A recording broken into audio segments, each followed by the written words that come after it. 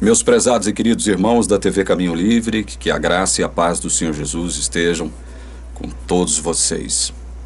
Bom, no meu último vídeo, onde eu tratei de deixar clara a questão de que não é pelo poder humano, não é por um suposto poder humano, por uma suposta capacidade humana, que nós escolhemos, decidimos nascer de novo. Como as implicações da própria analogia deixa claro, nascer não é uma decisão minha, e nascer de novo também não é uma decisão minha. Assim como nascer de modo carnal não foi uma decisão minha, nascer de novo não é uma decisão minha. Nós temos dito isso aqui há 4 longos anos. E outra coisa, deixa eu fazer uma observaçãozinha aqui antes de começar esse vídeo. Eu já disse diversas vezes que Deus, em sua infinita graça e misericórdia e bondade, Ele vai salvar calvinistas, Ele vai salvar arminianos, Ele vai salvar adventistas, Ele vai salvar jeovistas, Ele vai salvar mormons, Ele vai salvar espíritas, Ele vai salvar muçulmanos, Ele vai salvar católicos, Ele vai salvar gente do mundo, Ele vai salvar muitos ateus, não na condição de ateu, mas que hoje são ateus. Ele vai salvar. Ele vai salvar batista, presbiteriano, assembleiano, metodista, pentecostais de todas as naturezas. Ele vai salvar. A salvação, nós temos que entender uma coisa: a salvação não depende de nada do que a gente faça ou do que a gente creia. Uma coisa é certa, nós temos que crer em Cristo para sermos salvos. Agora, o crer em Cristo, esse crer humano, né, ele só acontece quando Deus dota o ser humano com o dom da fé, quando Ele distribui para quem Ele quiser o dom da fé. Só depois de recebermos a virtude da fé é que poderemos crer em Cristo. O problema com os arminianos, semi-arminianos, pelagianos e semi-pelagianos é eles dizerem que não, fé é uma coisa que eu devo produzir, é uma coisa que tem que sair de mim mesmo, porque eu possuo livre-arbítrio, eu tenho que decidir, eu tenho que escolher, porque senão Deus é injusto, né? Eles não admitem a hipótese de que mesmo Deus sendo amor, Ele não pode deixar de dar oportunidade de salvação para toda e qualquer criatura da face da terra, ignorando o fato de que no Éden Deus salvou todos. Aliás, salvou não, colocou todos no mundo perfeito com a possibilidade de viverem eternamente. A partir da queda, não havia mais obrigação em Deus de salvar toda e qualquer criatura da face da terra. Por que não? Porque toda a raça estava condenada à morte. É isso que ignora, essa é uma das coisas que ignoram todos os arminianos, pelagianos, semi-arminianos, semi-pelagianos. Eles ignoram esse fato que é grave. Deus cria a raça humana e coloca a raça humana num mundo perfeito, numa casa perfeita. Inclusive propõe morar com a raça humana, né? Cria lá o 7º dia, descansa no 7º dia, dando a entender o seguinte: olha, estou com vocês. Estou habitando com vocês, estou morando com vocês. Esse mundo pertence a vocês e eu estou junto com vocês aqui. Mas deu só uma leizinha: não comam no fruto da árvore proibida.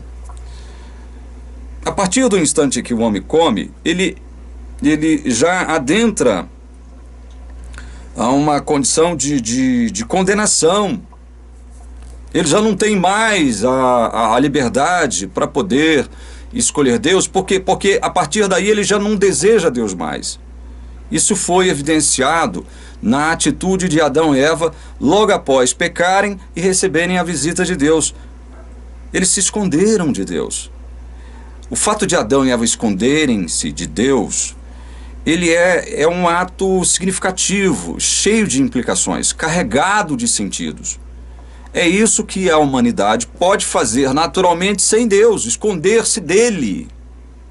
E é isso que todos nós fazemos enquanto carne, escondemos de Deus. Não desejamos Deus. A presença de Deus nos incomoda, porque ela nos acusa. Nós somos condenados. A presença de Deus para uma pessoa carnal, ela é extremamente nefasta, negativa, porque ela o condena. Então ninguém quer nada com esse Deus. Por quê? Estão na carne. Não desejam Deus, não têm vontade de Deus. Esse é o problema. Esse é o problema. Estão mortos para Deus. E a Bíblia afirma isso. A Bíblia afirma isso. Agora, Deus é tão bondoso, tão gracioso, que Ele também não deixa que muitas pessoas produzam todo ato de maldade que elas poderiam produzir. Deus contém isso. Porque Deus está no controle de todas as coisas. Ele sustenta todas as coisas com a palavra do seu poder. Isso já está no âmbito da providência. Existe um texto aqui, eu só vou ler esse texto para corroborar a minha fala até agora, a minha fala introdutória, tá bom? Hebreus capítulo 1, verso 3. Hebreus capítulo 1, verso 3. Diz assim: o Filho, que é o resplendor da glória de Deus e a expressão exata do seu ser, sustentando todas as coisas pela sua palavra poderosa, depois de ter feito a purificação dos pecados, assentou-se à direita da majestade nas alturas, sustentando todas as coisas pela sua palavra poderosa. Quem é que sustenta esse mundo? Embora esta raça, toda ela esteja condenada, Deus ainda derrama graça sobre ela, porque Deus traz muitos à vida, muitos que Ele não irá salvar.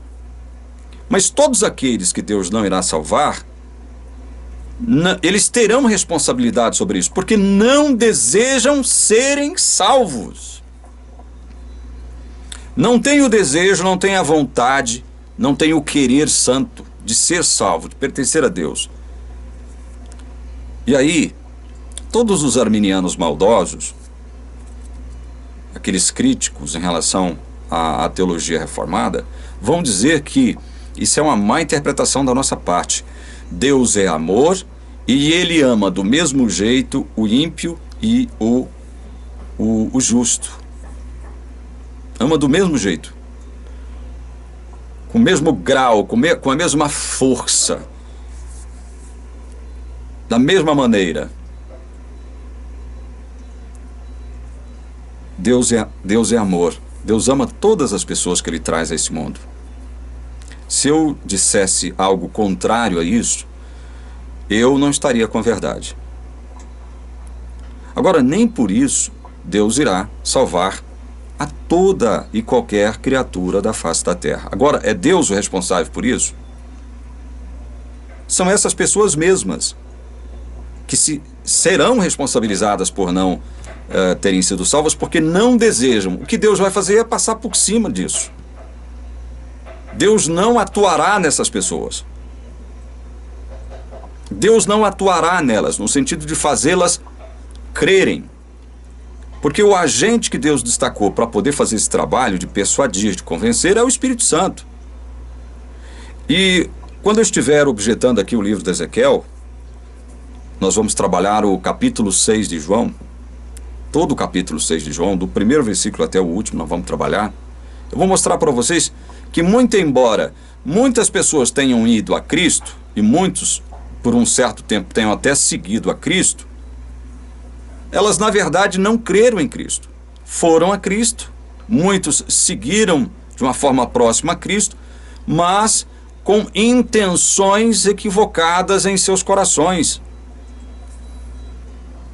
Por motivos errados, procuraram a Cristo, foram a Cristo, né? E muitos seguiram a Cristo durante um período de tempo, mas por motivos errados.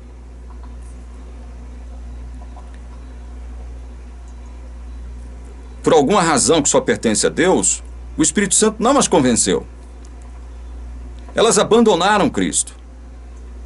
Perceberam que o discurso de Cristo, para elas, era um discurso muito pesado, e eles não podiam suportar isso. Ou seja, saíram da presença de Deus, correram de Deus. Por quê? Porque estavam na carne. A carne não deseja a Deus. A carne, ela se sente completamente eu estou procurando um termo aqui, mas ela não se sente à vontade perto de Deus. A palavra de Deus incomoda a carne. Ela não sente à vontade, ela não fica em paz, porque ela sabe que ela deve. Eu estou falando de um modo muito simples aqui. Eu não estou falando de modo técnico aqui, não. Estou falando de um modo muito simples. Então, o ser humano enquanto carne, como Jesus diz, olha, o que é nascido da carne é carne. E nenhum ser humano na condição de carne pode entrar no reino de Deus. Foi Jesus que disse isso em João 3. Nenhum ser humano na condição de carne pode entrar no reino de Deus. Se nenhum ser humano na condição de carne pode entrar no reino de Deus, o que vai acontecer? Todo mundo vai se perder? Não, Deus vai salvar muitos. O Espírito Santo vai convencer e persuadir a muitos. É isso que a Bíblia diz. Não adianta a gente se sentir afetado, incomodado com isso. Outra, Deus, ele não pode ser acusado de injustiça. Paulo previu que esse tipo de acusação surgiria. Quando ele trata ali da questão de dizer que nem todos do povo de Israel são verdadeiros israelitas. Não é só pelo fato de terem nascido de uma das tribos de Israel, serem descendentes consanguíneos de Abraão, que são eleitos de Deus. E aí ele cita como exemplo Esaú e Jacó. Ele cita os dois como exemplo. E deixa claro uma coisa, olha, não foi por obras que Deus escolheu um e rejeitou o outro, não foi por obras. Se fosse por obras, Deus teria que escolher quem, na verdade? Deus teria escolhido Esaú. Deus teria escolhido Esaú. Muito embora Esaú tenha rejeitado, tenha trocado a sua primogenitura por um prato de comida, quem mais fez coisas erradas nessa situação aí foi Jacó, que mentiu para o pai. Mentiu para o pai, afirmou para o pai que era Esaú, quando não era. Né? Então, Jacó usurpou o direito de primogenitura do seu próprio irmão. Quis dar uma ajudinha para Deus. Porque Deus havia profetizado para sua mãe o seguinte, olha, o mais velho será servo do mais moço. Então aí, como as coisas não estavam acontecendo no tempo em que eles queriam, eles quiseram dar ajudinha a Deus, né? A mãe de Jacó, né? Deu uma ajudinha, deu uma forcinha para ele também. Então, quer dizer, não foi por obras que Deus escolheu um e rejeitou o outro. Não foi por obras, está ali, está claro. E o texto ali em Romanos 9, 11, ainda diz o seguinte, olha, para que a eleição prevalecesse, não por obras, mas por aquele que chama. Eleição tem a ver com graça. Não há graça sem eleição. Por que não? Porque toda a raça fora condenada. Deus precisava escolher aqueles a quem ele viria salvar. Porque toda a raça estava condenada. Deus não veio dar oportunidade de salvação. Se você me perguntasse assim, você acha isso justo? Eu falei, olha, eu responderia dessa forma. É justo porque Deus quis assim. O próprio Paulo, antevendo esses questionamentos, né, feitos pelas pessoas das mais diversas orientações religiosas, não. Se fosse então, Deus é justo. Aliás, Deus é injusto. Se for assim, Deus é injusto. Então, reclamem com o próprio Deus, porque ele está dizendo na palavra dele, capítulo 9 de Romanos, gente, é uma das chaves para que você possa entender de fato essa questão e não tentar atribuir a nós que entendemos da forma como a Bíblia está, uma certa injustiça, como se o que nós estivéssemos pregando denegrisse o caráter de Deus. Olha só, Romanos 9, de 10 em diante. Isto não aconteceu somente com ela, mas também com Rebeca, ao conceber de um só, de Isaque, nosso pai. E os gêmeos ainda não eram nascidos, nem tinham feito bem ou mal, para que o propósito de Deus quanto à eleição prevalecesse, não por obras, mas por aquele que chama, quando foi dito a Rebeca: o mais velho será servo do mais moço, como está escrito: amei Jacó, porém desprezei Esaú. Que diremos então? Que Deus é injusto? Que diremos então? Deus é injusto? Vejam, só há possibilidade de você fazer esse questionamento aqui, Deus é injusto, se você entender o que Paulo escreveu aqui anteriormente. Porque para a mentalidade humana, isto que Paulo acabou de descrever até aqui, no verso 13, capítulo 9, de 1 até o 13, é óbvio que tudo que ele escreveu antes também tem que ser levado em consideração.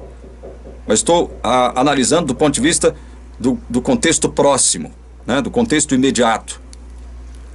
Então, leve em consideração o que Paulo escreveu do capítulo 9, 1 até o verso 13. Se você entender o que ele disse, é bem provável que você também possa ser tentado a imaginar o seguinte: se for do jeito que Paulo está escrevendo aqui, então Deus é injusto. Aí Paulo ele antecipa essas objeções que fariam diante do que ele falou. Não só, evidentemente, a partir do capítulo 9, bem como de todo o livro, de toda a carta que ele havia escrito, desde o início. Ele vem tratando disso, desde o início. Ele vem tratando dessas coisas. No capítulo 9 ele é mais incisivo, ele foca, ele entra no cerne da questão da eleição, da escolha de Deus, escolha soberana de Deus. Nem todos que são de Israel são verdadeiros israelitas, nem todos que são consanguíneos de Abraão são seus filhos de verdade. Ele vai dizer isso, e deixa claro isso aqui na história de Esaú e Jacó. Deus escolheu um, não escolheu o outro. Isso, para a mentalidade arminiana e pelagiana, isto é um insulto, isso coloca o caráter de Deus em xeque. Não, se for assim, Deus é injusto. Como injusto, meu irmão? Como injusto? É Deus que decidiu assim. Quem é você para dizer o que Deus deve fazer ou não fazer? E Paulo vai trabalhar depois aqui do capítulo 13, justamente para deixar claro esse argumento que eu estou expondo para vocês aqui agora. Olha, verso 14. Que diremos então? Que Deus é injusto? De modo nenhum, pois ele diz a Moisés: terei misericórdia de quem eu tiver misericórdia, terei compaixão de quem eu tiver compaixão.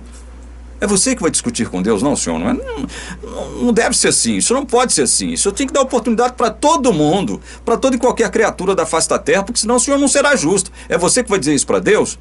Não, você não vai dizer isso para Deus, porque você não tem coragem de dizer isso para Deus. Você vai dizer para nós reformados, que nós é que estamos pregando errado, que nós é que estamos interpretando a Bíblia de modo errado, de modo a caracterizar o caráter de Deus de modo injusto, atribuindo injustiça ao caráter santo de Deus. Você vai atribuir essa culpa a nós. Você não tem coragem de encarar Deus e questioná-lo. Não, isso aqui é o seguinte: terei misericórdia de quem eu tiver misericórdia, esse negócio de compaixão de quem eu tiver compaixão. Isso aqui é uma expressão idiomática que vem lá do hebraico, isso que vem lá do idiomatismo hebraico. Isso aí é uma gíria, não é bem assim. Ele vai ter misericórdia de quem fizer boas obras, de quem aceitá-lo. É isso que vai dizer, né? Tratando de remendar com remendo velho um vestido novo, os arminianos, os pelagianos. Tratando de colocar vinho novo em odres velhos. Quando o que Paulo está deixando claro aqui é que houve uma escolha proposital e soberana da parte de Deus e que nenhum ser humano tem o poder de questioná-lo. Você vê, olha aqui, verso 16 em diante. Assim, pois, isto não depende de quem quer ou de quem corre, mas de Deus que tem misericórdia. Não depende de quem quer, porque quem poderia querer não quer, não tem o desejo, não tem a vontade de buscar a Deus. É por isso que não depende de quem quer. É Deus que tem que manifestar a sua graça, bondade e misericórdia. Se Deus não manifesta a sua graça, bondade e misericórdia sobre esses a quem ele veio salvar, ninguém se salvaria, meus irmãos, porque toda a raça estava condenada.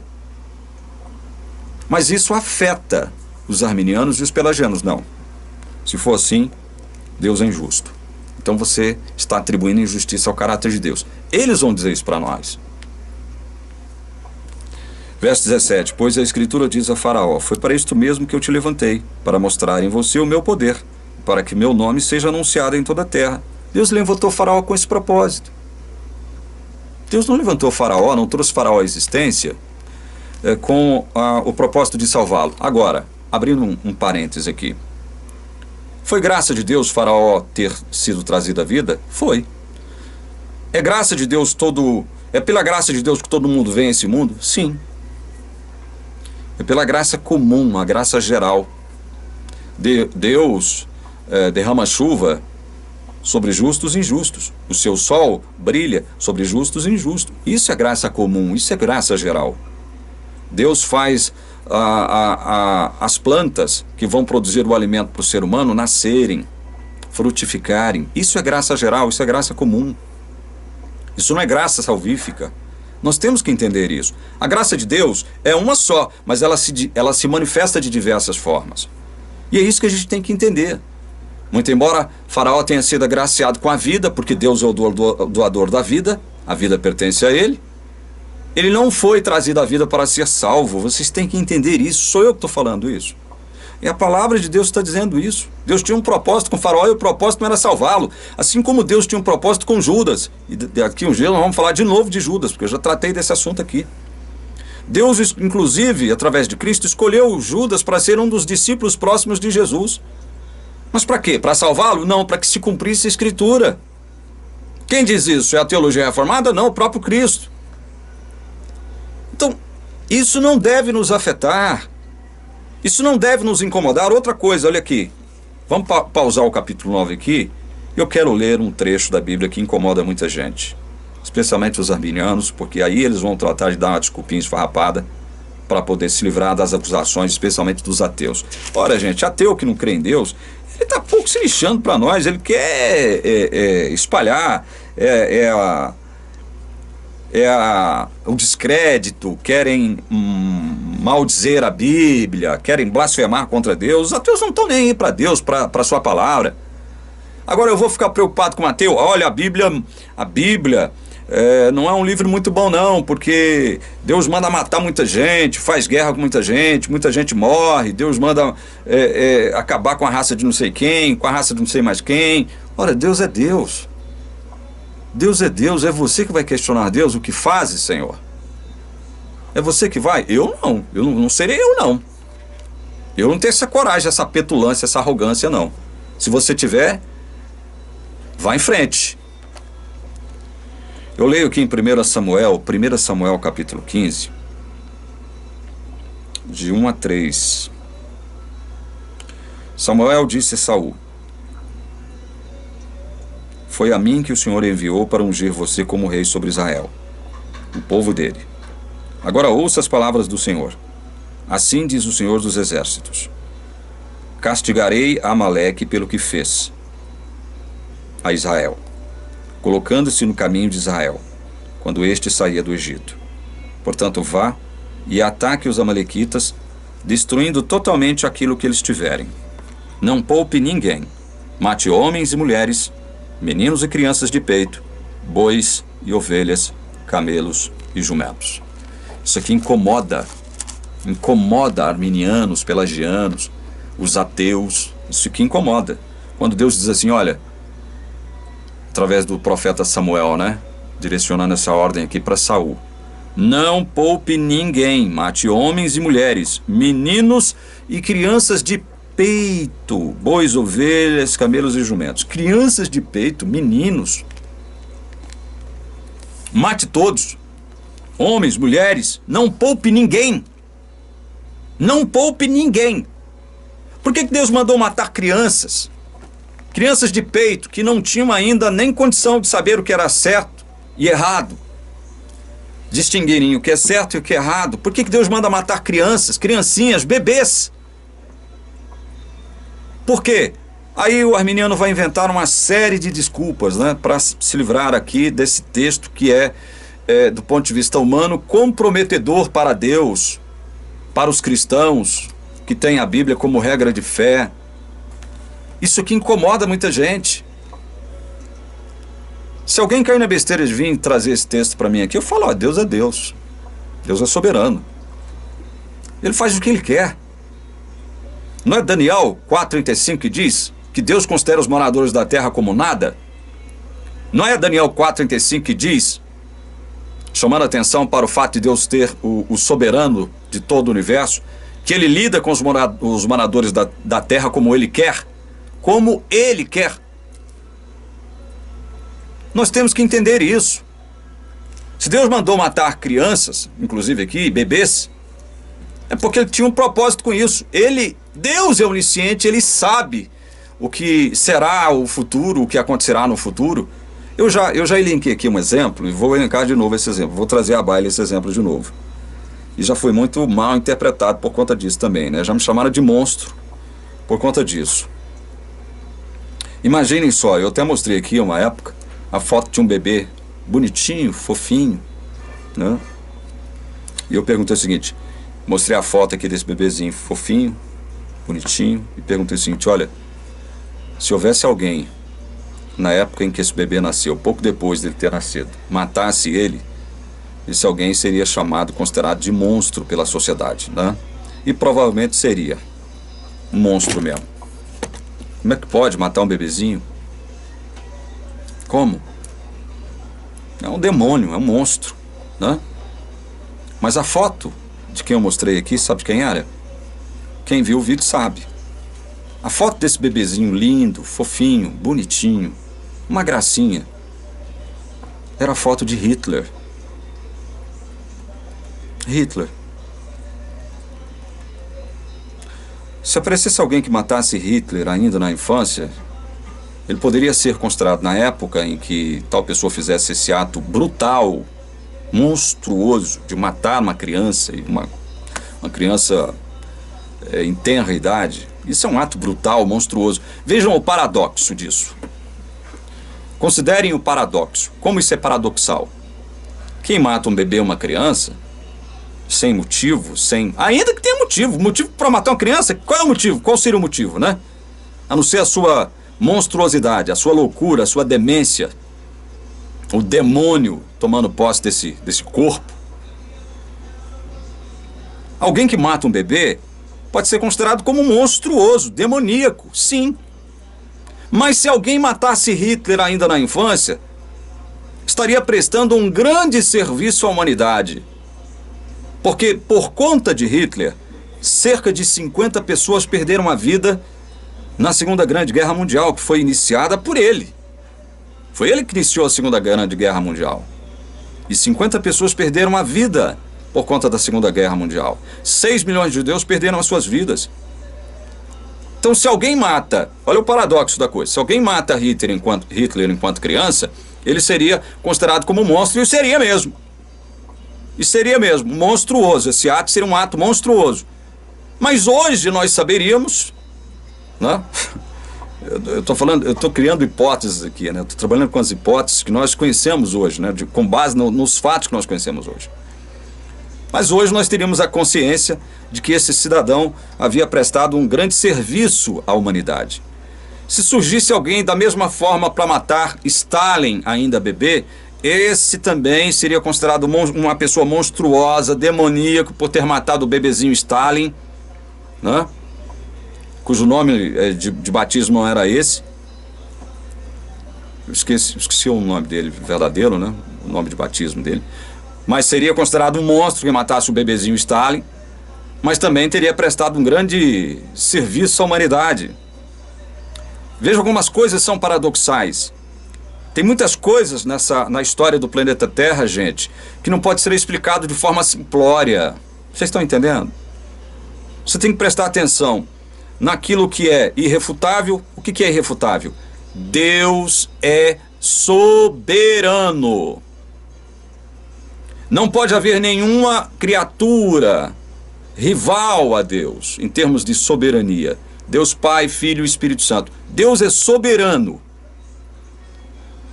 Não há nenhuma criatura de Deus autônoma, que tenha vida independentemente de Deus, que seja lei para si mesma. Não há nenhuma criatura autônoma. Deus não poderia dispensar livre-arbítrio para nenhuma criatura sua, porque se ele dispensa livre-arbítrio para qualquer criatura sua, ele, Deus, teria que abdicar-se. do seu próprio livre-arbítrio. Porque não pode haver entre Deus e criatura um relacionamento onde um tem liberdade total para fazer o que quiser, independentemente do Deus que é soberano.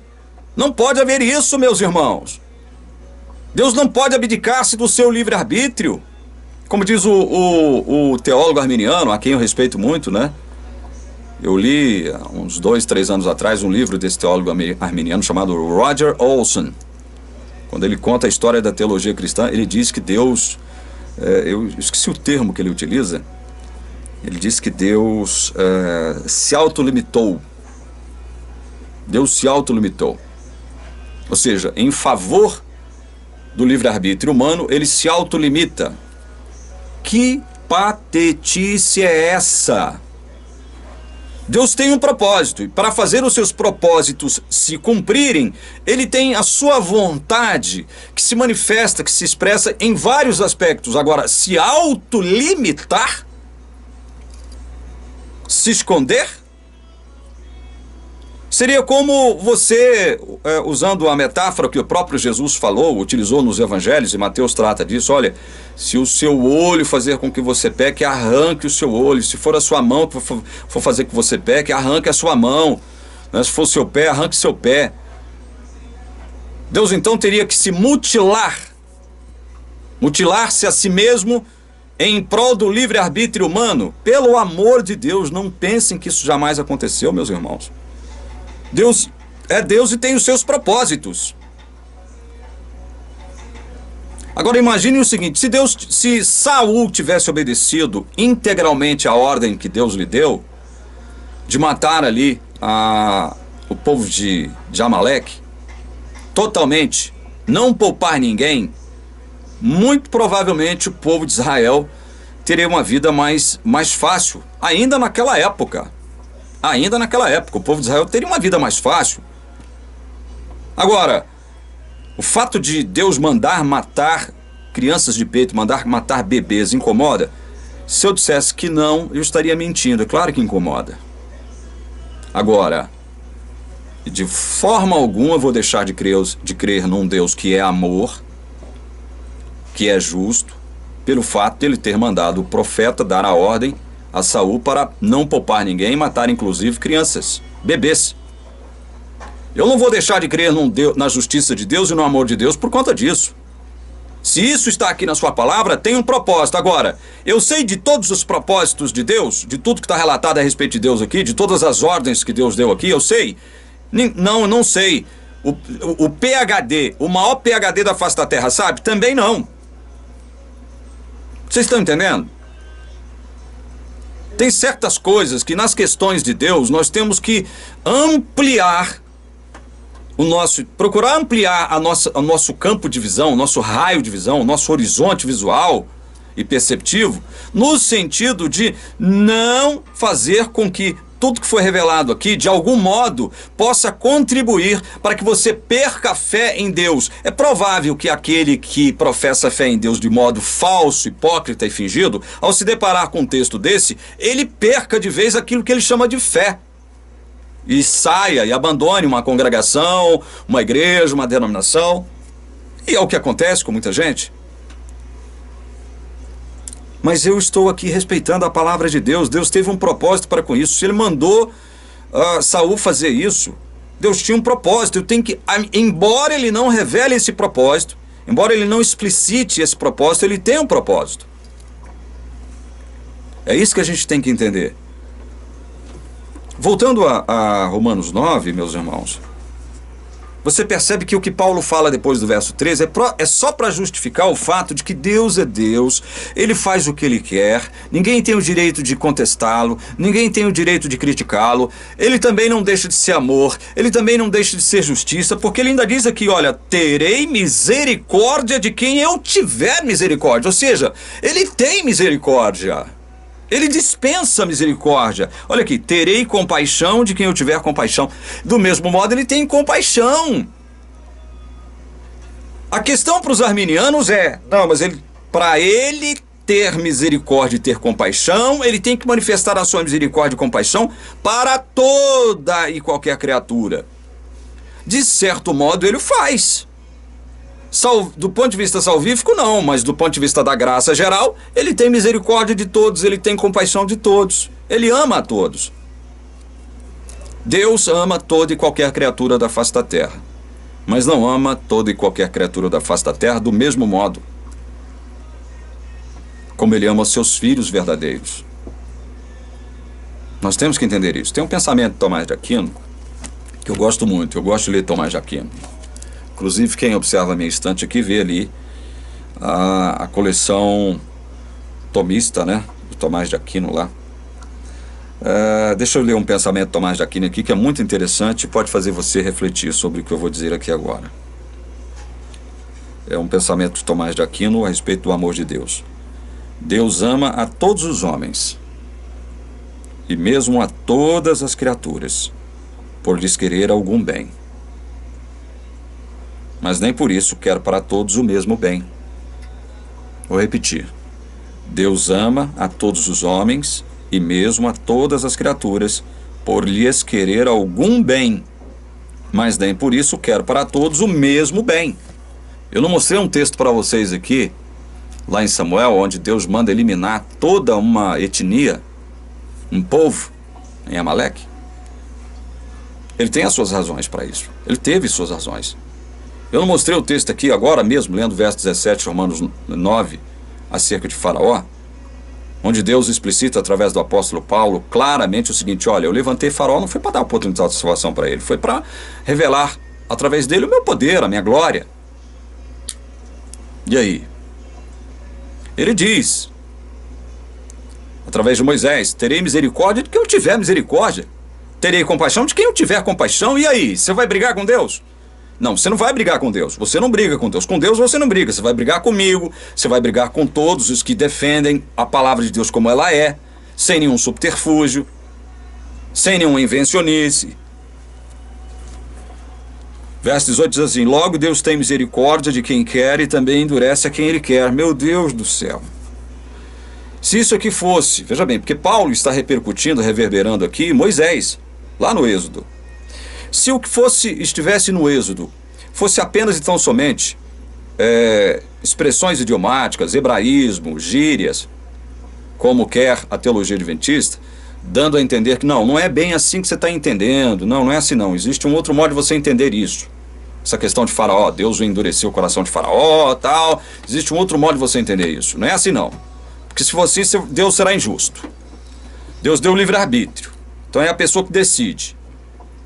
Se a pessoa decidir por Deus, ela está salva. Se não se decidir por Deus, ela está perdida. Então não é assim que você tem que entender, não. Você tem que entender que isso aqui é uma gíria, é uma expressão idiomática, isso é hebraísmo, vai dizer a teologia adventista, né? Com relação a essa questão de Faraó e outras tantas, né?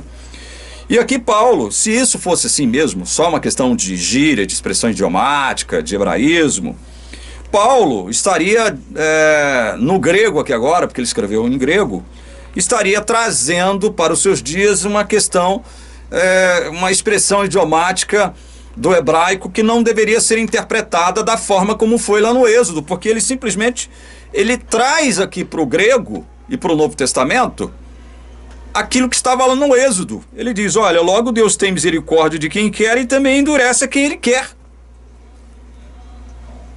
Isso aqui é a conclusão de Deus ter dito através de Moisés o seguinte: terei misericórdia de quem eu tiver misericórdia e terei compaixão de quem eu tiver compaixão. Logo Deus tem misericórdia de quem quer e também endurece a quem ele quer. Vocês estão percebendo que é o livre-arbítrio de Deus que determina as coisas e não o livre-arbítrio humano? Agora, como eu disse, vou repetir de novo: Deus dispensa a sua misericórdia até certo ponto, a sua bondade, a sua graça geral até certo ponto, sobre todos, ímpios e justos.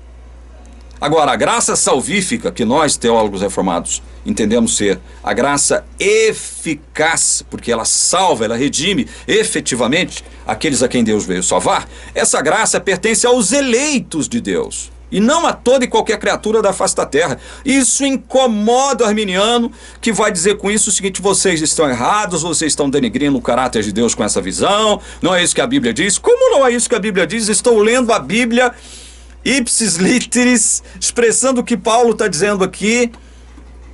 Por que você não quer entender o que a palavra de Deus está dizendo? Olha o verso 19, mas você vai me dizer. Olha só, Paulo antecipa as objeções. Paulo diz aqui, olha, mas você vai me dizer, por que Deus ainda se queixa? Pois quem pode resistir à sua vontade? É interessante isso aqui, né? Aqueles que estariam objetando Paulo, e já estavam fazendo isso, objetando o que ele estava escrevendo, eles objetam com base em argumentos humanos, em mentalidade humana. Eles argumentam com base na lógica terrena, na lógica humana, com base na capacidade ilimitada de apreender, de assimilar, de compreender as coisas, de tratar sobre elas. Por isso é que esse argumento humano, ele parece ser muito lógico. Bom, pera lá, se Deus faz o que quer, se Deus tem misericórdia de quem quer, endurece também quer, por que Deus se queixa, então? Não parece lógico isso? Essa aqui não parece uma queixa lógica que tem que ser levada em consideração? Ora, se Deus tem misericórdia de quem quer, tem compaixão de quem Ele quer, se Ele, como diz o texto aqui de verso 18, se Ele tem misericórdia de quem quer e também endurece a quem Ele quer, por que Ele se queixa então com relação àquele a quem Ele endurece porque não aceita a sua palavra? Por que Ele se queixa? Não parece ser lógico isso aqui? Não parece? Me parece que Paulo seria colocado contra a parede aqui com essa queixa. Paulo poderia se sentir assim, jogado contra a parede e poderia tipo assim, e agora? Quem poderá me salvar desse argumento imbatível, invencível? Por que Deus se queixa então? Esse é um argumento humano muito lógico e ele tem que ser considerado, mas tem que ser considerado à luz da lógica humana, à luz da ciência humana. Aliás, ciência é uma palavra que muitos estão utilizando hoje para poder perpetrar atos tirânicos contra o povo brasileiro, né? Ciência hoje é um pretexto para retirarem as suas liberdades, liberdade de expressão, liberdade de culto, liberdade para poder trabalhar e ganhar seu pão. É um negócio incrível e impressionante o que está acontecendo hoje no Brasil. Mas vamos voltar ao termo. Mas você vai me dizer, por que Deus ainda se queixa? Paulo, então, poderia se considerar, ouvir essa queixa aqui, humana, um argumento fortíssimo, humano. Ele poderia falar, nossa, agora eu estou contra a parede, como é que eu vou sair dessa? Aí o que ele responde? O que ele faz? Aí tem um arremate, né, do argumento. Pois quem pode resistir à sua vontade? Bom, se todo mundo, ao receber misericórdia, está fazendo a vontade de Deus e se endurecer contra ele, porque Deus endurece, está fazendo a vontade dele, né? O argumento é, quem pode resistir à sua vontade? Quem pode resistir à vontade de Deus? E por que ele se queixa? Se é a vontade dele que está predominando, tanto em quem ele salva, quanto em quem ele faz se perder. Verso 20. Aí vem Paulo. Isso aqui agora é Paulo. Mas quem é você, caro amigo, para discutir com Deus? Paulo vai tentar encontrar, ou então construir uma desculpinha esfarrapada com base também em argumentos humanos? Paulo vai lançar mão da filosofia platônica, aristotélica, socrática, ou heideggeriana, ou kantiana, ou hegeliana, né? Paulo vai lançar mão de quem? Da ciência da sua época para poder tentar sair esse argumento humano aparentemente infalível, fortíssimo. Não, ele simplesmente diz o seguinte aqui, olha, mas quem é você, caro amigo, para discutir com Deus? Quem você pensa que é para discutir com Deus? Quem você pensa que é? Quem eu sou para discutir com Deus? Se Ele manda fazer algo que, para mim, pode parecer algo ruim, algo mal, algo terrível, espantoso, mas é Deus que está mandando fazer. Eu vou continuar sendo afetado por isso? Eu vou deixar de crer que Deus é amor e a justiça? Aí Paulo continua aqui, olha. Mas quem é você, caro amigo, para discutir com Deus? Será que o objeto pode perguntar a quem o fez? Por que você me fez assim?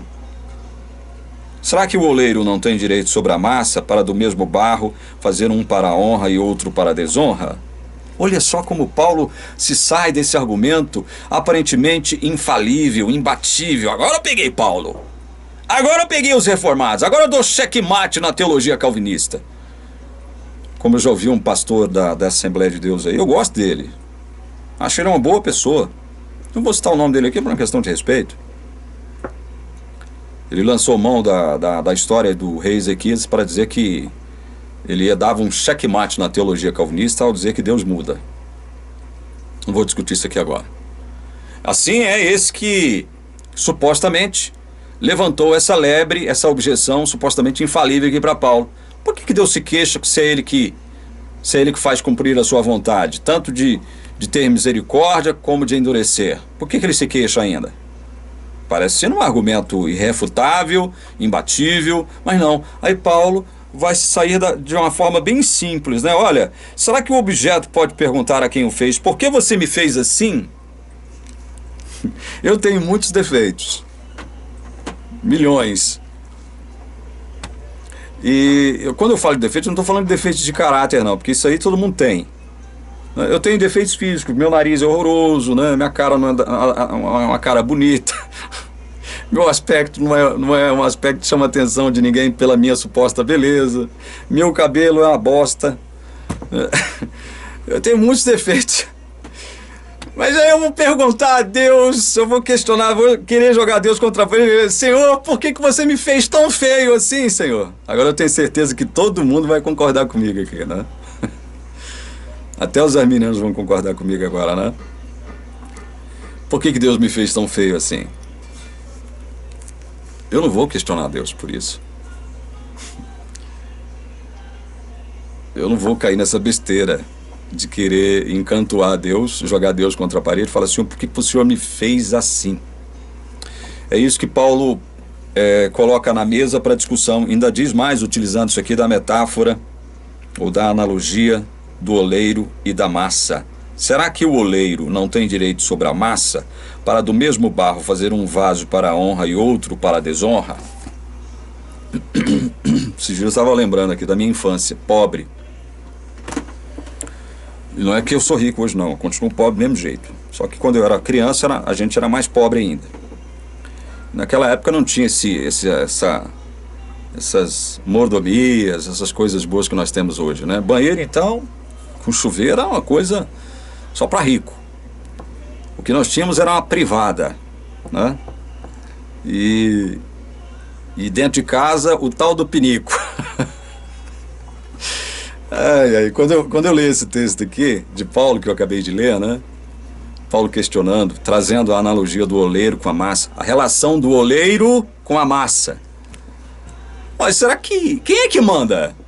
É a massa que diz para o oleiro fazer? Não, é o seguinte, eu quero que você me faça um vaso lindo, maravilhoso para carregar vinho, para carregar o azeite, onde possa ser armazenada a comida. É a massa que determina? Ou será o oleiro que determina o que fazer com a massa? Olha, essa analogia, essa metáfora do oleiro e da massa, ela é muito importante também, além das outras que eu citei aqui para vocês no último vídeo. Eu falei da adoção, eu falei do novo nascimento, né? Existe essa aqui agora, o oleiro e a massa, a relação do oleiro com a massa. Quem é que resolve, quem é que decide o quê? É a massa que determina o que o oleiro deve fazer consigo? Claro que não, vocês sabem disso. Paulo não está tratando de oleiro e de massa aqui, evidentemente que ele está trazendo a ilustração metafórica, analógica do oleiro e da massa para dizer o seguinte, olha, ponham nas vossas cabeças uma coisa, Deus é o oleiro universal, nós somos massa em suas mãos. Pô, a massa vai poder, o que você vai dizer se o oleiro decide fazer com a massa um jarro para armazenar o vinho ou o azeite ou a comida e decide fazer um outro vaso para armazenar os seus excrementos, um pinico, falando no português mais claro, no popular. Você vai condenar? Não? É o que Paulo está dizendo aqui, meus irmãos, olha aqui. Será que o oleiro não tem direito sobre a massa para do mesmo barro fazer um vaso para honra e outro para desonra? É óbvio, como eu disse, acabei de dizer, que Paulo está querendo levar esta analogia para o quê? Para a dimensão da soberania divina. Ele está querendo remeter a nossa mente para aquilo que Deus é, soberano, Ele é Senhor de tudo e de todos, Ele tem o direito de fazer o que Ele quiser, como o profeta Daniel escreve lá no seu livro. É um testemunho de alguém que foi afetado pelo poder soberano de Deus. Deus considera os moradores da terra como nada, e Ele lida com os moradores da terra da forma como Ele quiser. Ele é Deus. Ele tem direito de fazer da massa o que Ele quer. Ele é o oleiro do universo. Verso 22 diz assim: que diremos? Se Deus, querendo mostrar a sua ira e dar a conhecer o seu poder, suportou com muita paciência os vasos de ira preparados para a destruição. Ainda sobre os vasos de ira, Deus teve paciência, tolerância para com eles. E tenho certeza, enquanto a sua ira não se manifestou sobre esses vasos de ira preparados para a destruição, e isso aqui choca o arminiano, o pelagiano, isso aqui choca as mentes sensíveis, que parecem ser às vezes mais justas do que o próprio Deus, Deus derramou graça, misericórdia e bondade sobre esses também, durante um certo tempo. Trouxe-os à vida, providenciou-lhes alimento, roupa, condição de viverem. Só que esses vasos eram vasos de ira, preparados por esse Deus que é o oleiro maior, que é o Criador, que é o Senhor, que é o soberano, para a destruição. Deus não tinha planos para esses de lhes dar a salvação. Eles foram trazidos à existência para a destruição, para cumprirem um propósito santo de Deus, meus irmãos queridos. Parem de se deixar afetados por aquilo que a palavra de Deus diz de forma clara e inequívoca. Não fosse assim, Paulo não estaria argumentando deste modo, com base no que ele escreveu antes, do capítulo 1 até aqui, até o versículo 13 de Romanos, capítulo 9.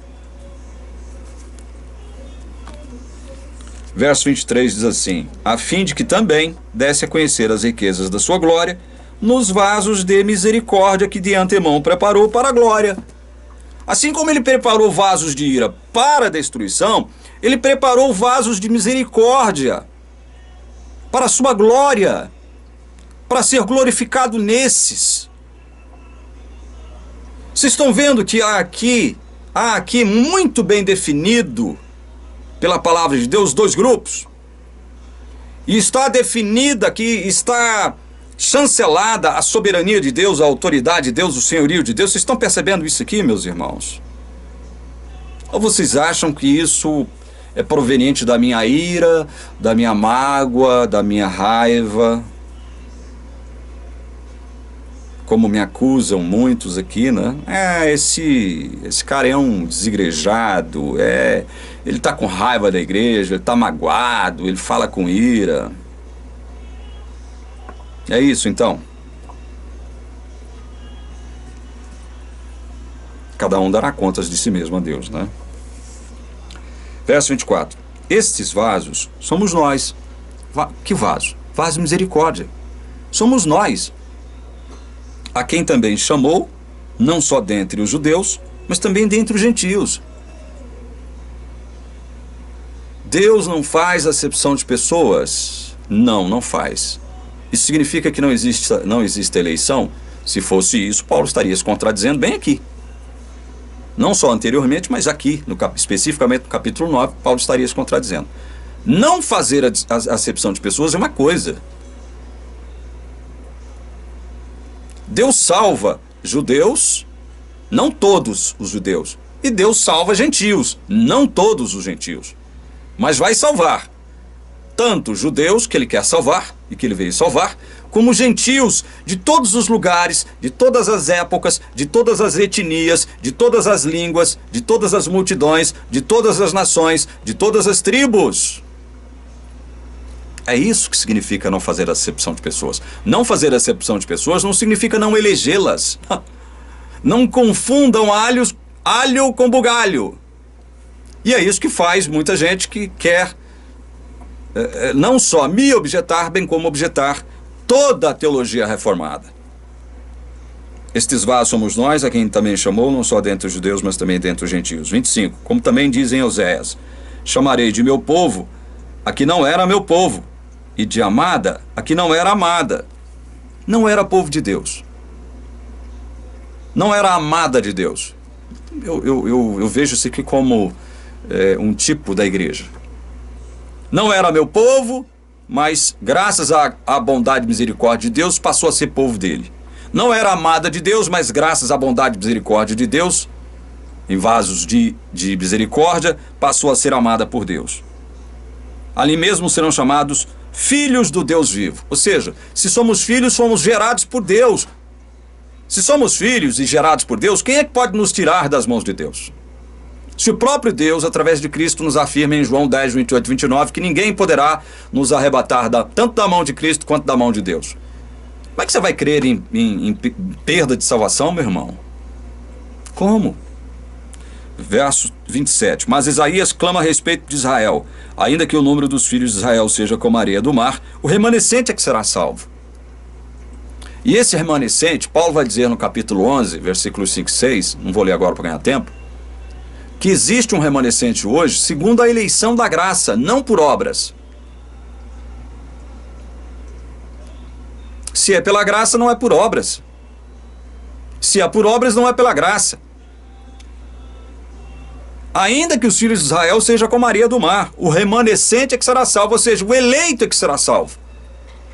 É o escolhido, aquele a quem Deus escolher é que será salvo.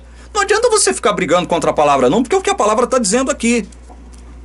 Leamos aqui, estamos com a palavra aberta mesmo, Romanos 11, 5 e 6, está pertinho aqui. Assim também nos dias de hoje sobrevive um remanescente segundo a eleição da graça.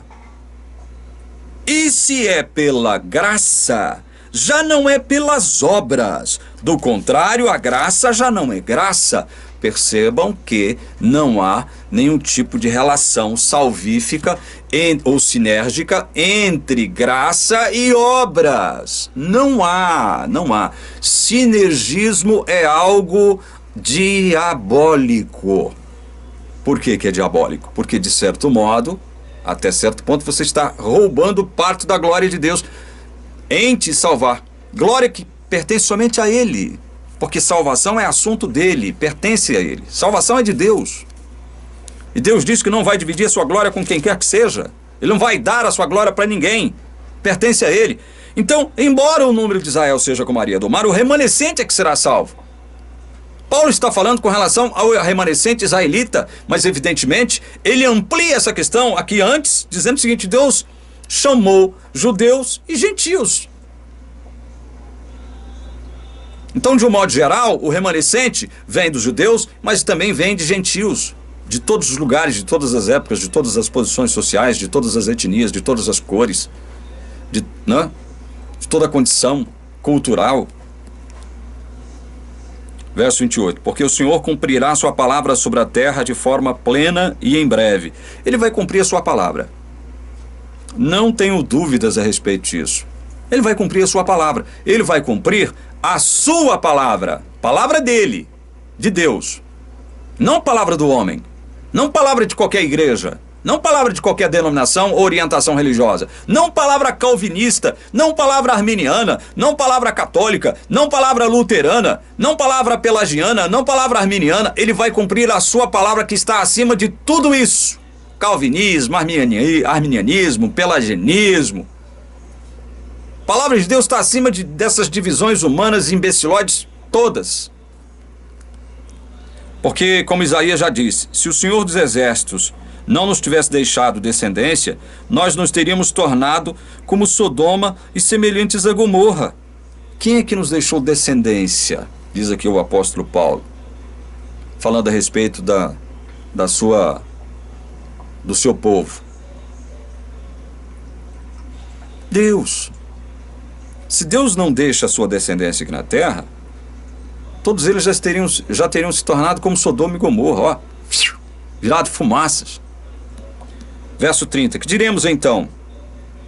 Que os gentios que não buscavam a justificação vieram a alcançá-la, a saber, a justificação que decorre da fé, e que Israel, que buscava a lei de justiça, não chegou a atingir essa lei. Por quê? Porque não a buscou pela fé, mas como que por obras.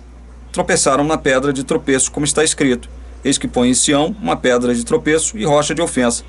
Aquele que nela crê não será envergonhado. Os gentios que não buscavam, os gentios que não buscavam a justificação vieram a alcançá-la. A justificação, a saber, a justificação que decorre da fé. Interessante isso aqui, os gentios que não buscavam a justificação. Por que eles não buscavam a justificação, mas vieram a alcançá-la? Se eles não buscavam a justificação, como é que eles a alcançaram? Não parece ser um paradoxo aqui? Se eles não buscavam a justificação, como é que eles alcançaram a justificação? Como? Eles não buscavam.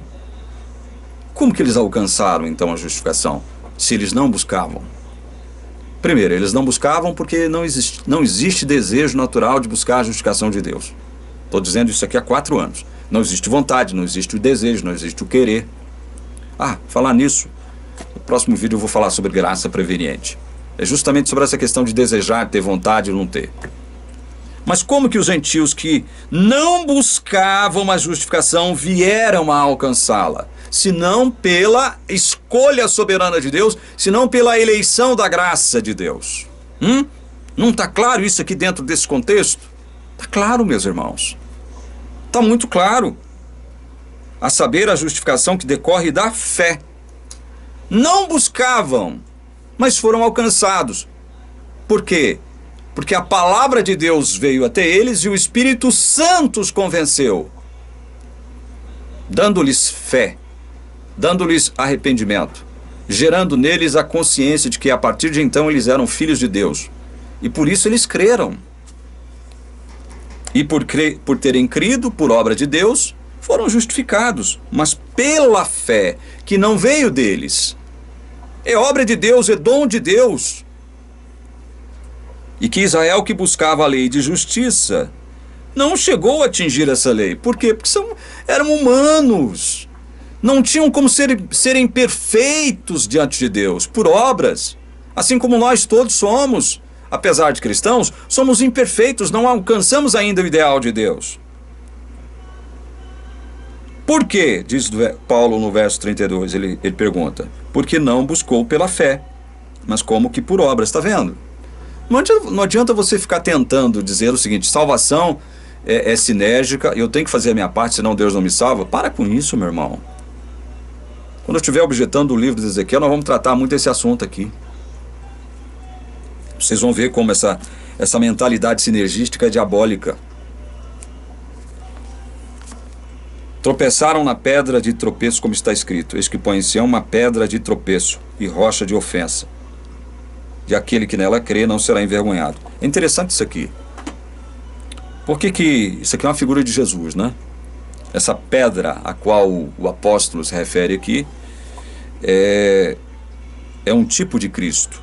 Mas, olha, para uns ele é pedra de tropeço e rocha de ofensa. Tropeço e ofensa. Por que será que Deus teve que colocar uma pedra no caminho dos incrédulos, dos ímpios? Uma pedra de tropeço, rocha de ofensa. Por quê? Deus não veio dar oportunidade de salvação para todo mundo? Por que ele teve que colocar uma pedra no caminho desses então? Uma rocha de ofensa para eles. Por quê? Vocês estão percebendo? Que se você se deixar levar pela mentalidade arminiana, você vai sempre errar na palavra de Deus. Mas ele diz, ó, e aquele que nela crê não será envergonhado, embora seja pedra de tropeço para muitos, embora seja rocha de ofensa para muitos. Quem nela crê não será envergonhado, não será confundido, não errará o caminho. Porque quem nela crê foi objeto o quê? Da graça de Deus, que elege, que escolhe, que chama. O remanescente existe, tanto entre judeus quanto entre gentios, porque existe e existiu eleição da graça. Se não houvesse eleição da graça, não haveria salvação, meus queridos irmãos. Eu não falo isso com ódio no meu coração, não. Ainda tem gente repetindo esse refrão aí. Não, tudo que ele fala é por ódio, é com raiva, ele é muito agressivo, ele é um ser iracundo. Eu tenho o meu temperamento aqui, sim, eu não sou barata. Não sou barata. Existem 4 temperamentos. Eu não sou obrigado a ser como fleumático, como calminho. Eu sou sanguíneo. Eu tenho temperamento sanguíneo. Significa que eu estou feliz comigo mesmo, quando eu digo isso? Que eu estou contente comigo mesmo? Significa que eu não tenho consciência de que eu preciso evoluir, crescer, em todos os níveis? Como ser humano, como pai, como filho, como marido, como irmão de igreja, como cidadão, como profissional. Significa isso? Claro que não. Não ponham palavras na minha boca. Eu sei quem eu sou. Eu não preciso de ninguém para tentar dizer o que eu sou ou o que eu não sou. Eu sei quem eu sou pela graça de Deus. Bom, eu trabalhei hoje aqui parte do capítulo 9 de Romanos. E esse capítulo deixa muito claro uma coisa. Deus é soberano. Não brinca com Deus, não. Ele faz o que Ele quer. Ele tem misericórdia de quem Ele quer, Ele endurece a quem Ele quer. A quem Lhe apraz. Ele é soberano. Pense nisso. Medite sobre isso. Creia em Deus e na Sua palavra. É o que eu rogo em nome de Jesus. Amém.